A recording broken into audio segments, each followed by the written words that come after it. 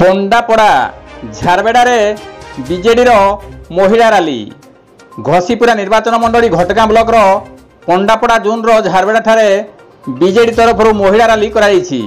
एथिरे बीजेडी विधायक प्रार्थी बद्रीनाथ पात्र पुत्र देवाशीष पात्र, युव बीजेडी नेता शंकरषण बेहेरा, जिला युव बीजेडी उपसभापति शेख इमरान, 7 नंबर जोन जिला परिषद सदस्या जाज्ञसेनी महांत, ढेंकीकोट जोन पूर्वतन जिला परिषद सदस्या तथा घटगाँ मिशन शक्ति महासंघर संपादिका सुमित्रा महांत प्रमुख बीजेडी को भोट देवाकू महिला मानक निवेदन करथिले।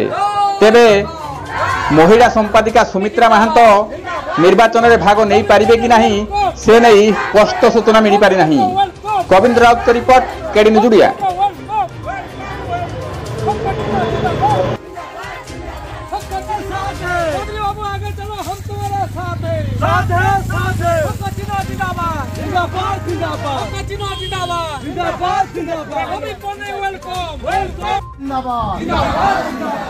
भारत गोटे कथा नवीन बाबू बढ़िया नेता, सारा ओडिशा गोटे कथा बद्री बाबू जन टाणुआ नेता। चलो हम तुम्हारा साथ हैं।